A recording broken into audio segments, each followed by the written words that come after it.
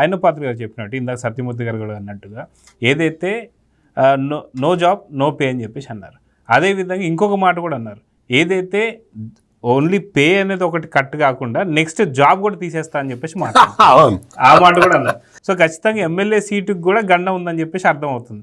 So ఇలాంటి తరుణంలో జగన్మోహన్ రెడ్డి విలక్షణమైనటువంటి ఒక ఆలోచనలు చేస్తుంటాడు కాబట్టి ఏం జరగవచ్చు అనేది ఒక బిగ్ బ్రేకింగ్ అనుకోవచ్చు. ఏం చెప్తారు మీరు?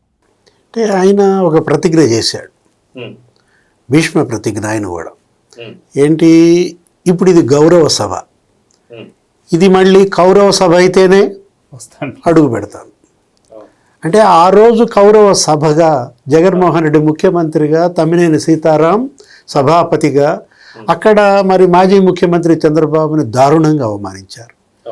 ఆయన భార్యని వ్యక్తిత్వ హననానికి పాల్పడ్డారు. వల్లభనేని వంశీ, కొడాలి నాని, ద్వారంపూడి చంద్రశేఖర్ రెడ్డి, అంబటి రాంబాబు, దుశ్శాసన 1, దుశ్శాసన 2, దుశ్శాసన 3, దుశ్శాసన 4, ఈ విధంగా అసలు ఆ జోగి రమేష్ అనే అతనైతే అప్పట్లో సభలో రఘురామకృష్ణరాజును ఉద్దేశించి పచ్చి బూతులు, అతను బూతులు తిడుతూ ఉంటే ఆయన సభా నాయకుడిగా జగన్మోహన్ రెడ్డి నవ్వుకుంటూ ఉంటాడు.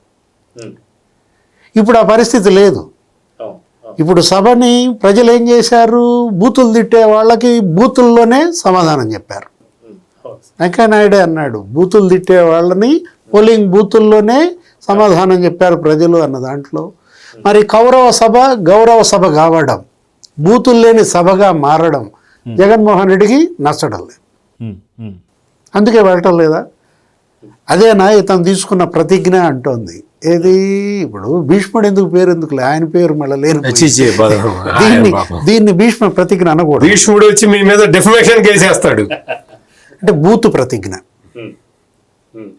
బూతు కోసం ఇవాళ జగన్మోహన్ రెడ్డి అంటే ఒకటి. ఈరోజు ఆయన సమావేశమయ్యారు, ఆయన ఎమ్మెల్యేలని ఎమ్మెల్సీలని పిలిపించి మరి ఈరోజు ఆయన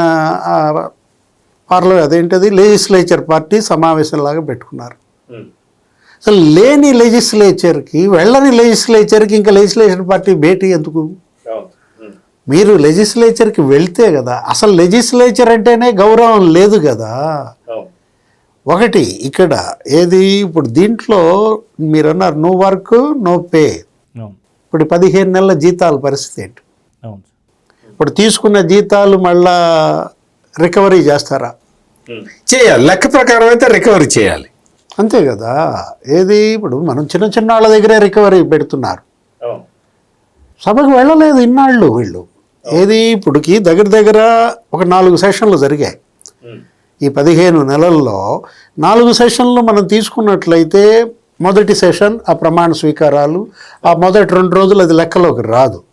తర్వాత సెషన్ నుంచి నువ్వు తీసుకున్నట్లయితే రెండో సెషను 2 రోజులు జరిగింది, ఇప్పుడు 2024 జూలై. ఆ తర్వాత సెషన్ నవంబర్లో జరిగింది, 21 రోజులు సభ జరిపారు. నెక్స్ట్ సెషన్ మొన్న ఫిబ్రవరి మార్చిలో అదే బడ్జెట్ సెషన్స్ 9 రోజులు జరిపారు. దాంట్లో అంటే దేనికి ఇప్పుడు 32 రోజులు గైర్ హాజరు.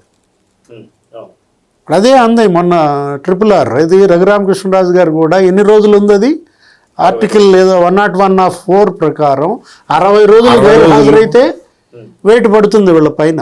32 లెక్క వస్తుంది. ఇంకొక 28 రోజులు కనుక గైర్ హాజరైతే అయ్యన్న గొడ్డలి రెడీ, రఘురామకృష్ణరాజు గొడ్డలి రెడీ వెయిట్ వేయటానికి అనమాట. ఇవాళ అనర్హత వెయిట్ అది తప్పుకోవటం కోసం వెళ్తాడా? ఇప్పుడు ఎమ్మెల్సీలని ఫైట్ చేయమని చెప్తున్నాడా? ఈరోజు సమావేశంలో ఆయన ఒకటి సోషల్ మీడియాలో చెలరేగిపోతున్నారు. అసలు ఆయన ట్వీట్ ఎక్స్ పోస్టుల్లో రోజుకో ట్వీట్ పెడుతున్నాడు. అంటే నువ్వు అసెంబ్లీలో మాట్లాడకుండా సోషల్ మీడియాలో మాట్లాడటం ఏంటి? నువ్వేదో పులి అనుకుంటే పిచ్చుకలాగా దానికి ఏదో ఉండేది, ఇంతకుముందు పిచ్చుకుండేదా ట్వీట్ అంటే పిచ్చుకుండేది. అరే ఇతను పిచ్చుక నమ్ముకున్నట్టుగా కనపడుతోంది. అంటే పిచ్చుకపై మరి బ్రహ్మాస్త్రం వేస్తారా? ఎవరు? అయ్యన్న పాత్రుడు గారు. తాను పులి కాదు పిచ్చుకని అంటూ ఆ ట్వీట్లలో పెడుతున్నారు, ఆ ఎక్స్ పోస్టుల్లో. మీరు అది పెట్టేది సభకి వెళ్ళి మాట్లాడయ్యా. ఆ మైక్ కూడా ముఖ్యమంత్రి గారికి ఎంతసేపు ఇస్తే అంతసేపు ఇవ్వాలని చెప్పి అంతసేపు ఇవ్వాలి. ఏదైనా నువ్వు అడగాలంటే ముందు వెళ్ళాలి.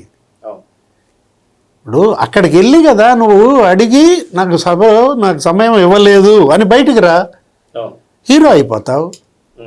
లేదు సమయం ఇచ్చారనుకో మాట్లాడు, హీరో అయిపోతావు. అంటే నువ్వు సభకి వెళ్ళినా హీరో, సభకి వెళ్ళి మాట్లాడినా హీరో. కానీ అబ్బే నేను హీరో ఎందుకు, నేను జీరో అని. అతనికి జీరో అంటే బాగా ఇష్టం అంట. రేపొద్దున రాబోయే అసెంబ్లీ ఫలితాలు ఇక అయ్యానా, ఇప్పుడు ఏదో 11 వచ్చింది, రాబోయే అసెంబ్లీ రిజల్ట్స్ కూడా 0 కోసమా ఈ ప్రయత్నం. అంటే ఒకటి ఇక్కడైతే ఫేక్ న్యూస్ కర్మాగారం, మామూలు ఫ్యాక్టరీలు కాదు మరి, అసలు మామూలుగా జరుగుతుందా? అటు తాడేపల్లిలో ఒక ఫ్యాక్టరీ, తిరుపతిలో ఒక ఫ్యాక్టరీ, విశాఖపట్నంలో ఒక ఫ్యాక్టరీ. అసలు ఇక్కడ కాదు, అమెరికా నుంచి పెడుతున్నారు.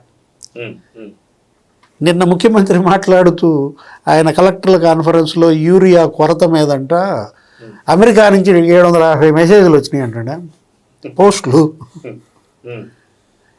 నువ్వేమనుకుంటున్నా, అమెరికాలో యూరియా కొరత అనుకుంటున్నావా? అమెరికా నుంచి పెట్టారు కాబట్టి అమెరికాలో కాదు, ఈ అన్ని దొంగ అకౌంట్లతోటి. ఆంధ్రప్రదేశ్లో యూరియా కొరత నుంచి అమెరికా నుంచి నువ్వు 750 పోస్టులు పెట్టిస్తావా? సింగపూర్ వాళ్ళని పెట్టుబడులు పెట్టి వద్దని చెప్పి ఒక 175 పోస్టులు వదులుతావా? లేకపోతే ఆ బాండ్స్ కొనొద్దు అని చెప్పి జర్మనీ నుంచి 200 పోస్టుల. అంటే జగన్ ఇవాళ శాసనసభని నమ్ముకోవాలా, ఈ పోస్టులనే, సోషల్ మీడియా పోస్టులనే నమ్ముకున్నట్టు. ఇదో సోషల్ మీడియా పార్టీ అయిపోయింది.